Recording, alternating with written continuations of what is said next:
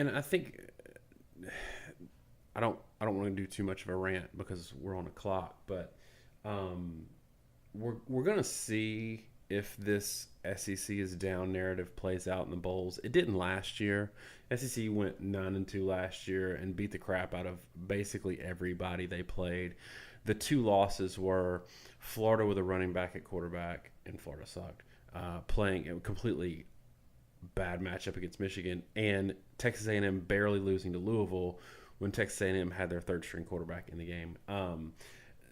So we're going to see, because I think everybody, the first time in a season, at some point an SEC team loses a high profile game, and everybody races to talk about how down the SEC is, and I don't think it's as good as it's been in years, but relative to the rest of college football, I don't know that it's bad. As a matter of fact, I still think it's superior, and I think we're going to see that in the bowl games. I could be wrong, but I felt the same way last year.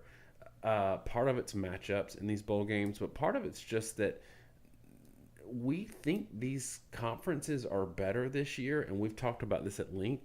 A lot of it is we're coming to these conclusions without supporting data from, you know, conference versus conference matchups. These are all in conference games that are supporting these notions that these conferences are playing really well. And I just don't know that that's the case. So, am I crazy to think that, or is there something there to this whole, SEC is having a down year is just something people say when a lot of times there's not that much data to support it? Yeah, no, I mean we've talked about this at length, right? The way that we sort of evaluate conferences is are on these early season games, and you know we we put a lot of faith in them, a lot of faith in those way those turn out. We opened with a Wisconsin game against LSU, which we talked about being a nightmare matchup. That LSU struggles a little bit defending the run, oddly enough, and they have a phenomenal secondary. But all LSU can do is run the ball, and LSU can't throw it. Well, Wisconsin was the number 3 rush defense in the country, returned all the returning leading tacklers.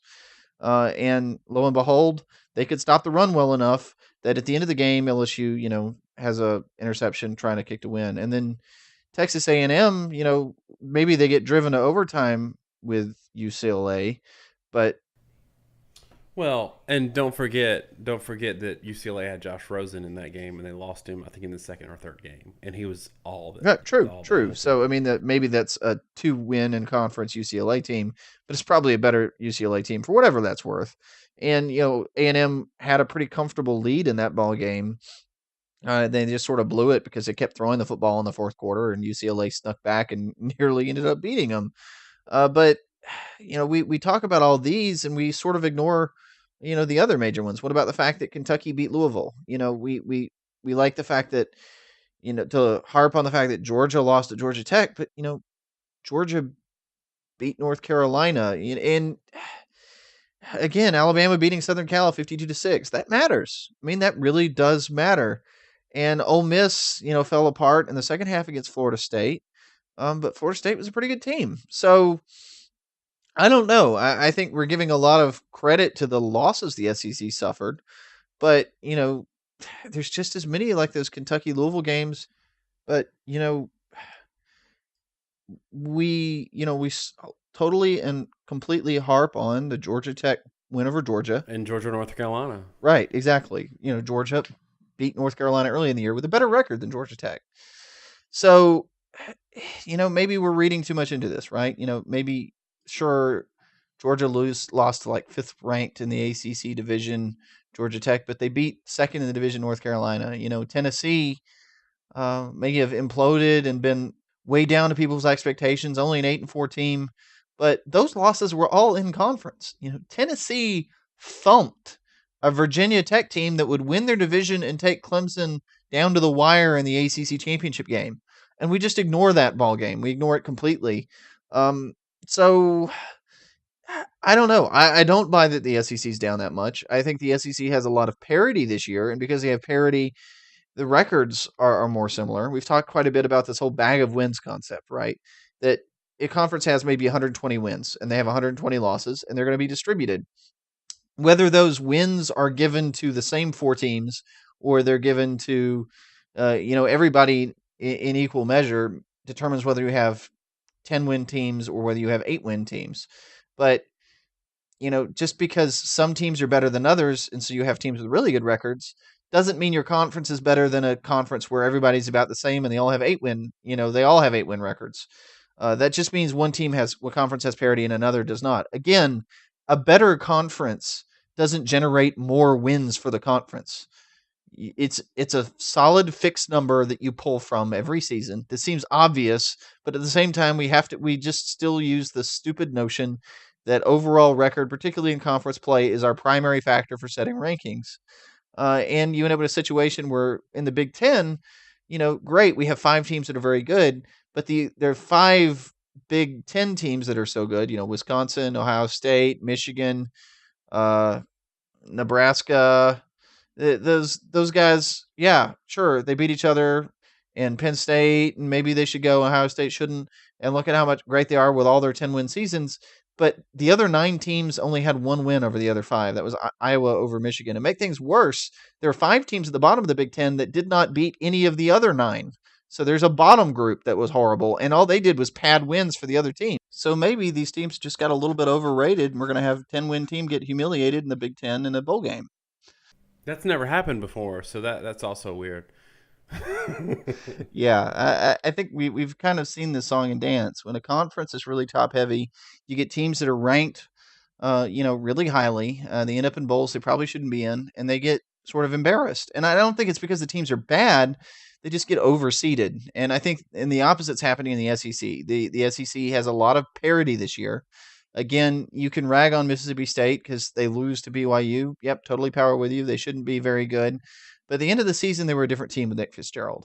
And you can rag on Georgia losing to Georgia Tech, but it's also a Georgia that beat North Carolina. Same thing with Tennessee. Um, Florida State may thump Florida, but you also can't ignore the fact that Kentucky beat Louisville. I mean, all this stuff matters. Every team in the SEC was good. And that meant that when one team got injured or beat up, and some of the SEC teams really badly did, it created a lot of disparity. And because of that, they don't have great records. And because of that, they're having low seeds. And since they have low seeds, they're going to end up in weaker bowl games. You end up with an unranked Nebraska, for example, playing Tennessee. Tennessee may or may not be healthier at the time, but it doesn't really matter. That's still a Tennessee team that's probably ranked a little too low for where they're going to be at in that bowl. And because of that, you know, SEC teams I think have a chance to make some statements. I think it's kind of crazy that LSU's 20 and Louisville's 13. I think there's a lot of pretty strong argument that LSU's a better team. Arkansas I think is a lot better than Tennessee. We know Tennessee was better than Virginia Tech, yet Arkansas is unranked and Virginia Tech's 22. And I think we've because of the records and because of the perception that's formed in conference play when these conferences, none of these teams are even playing each other. There's this perception that the SEC's down and they're going to lose these games, but I just don't agree with it. I think the SEC is going to hold their own, and I think of the maybe 12 bowl games that they're playing in. Well, not maybe there are 12 bowl games, and I know they're favored in 5 of the 12. I think they're actually going to win more like 7 or 8 of the 12.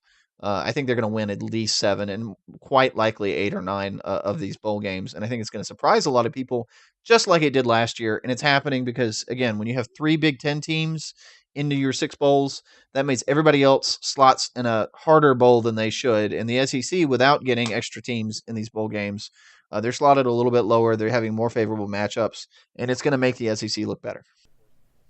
Yeah, and I think what's funny about this is people always remember the losses that the SEC has. They forget the wins, but then they don't look at the losses in context.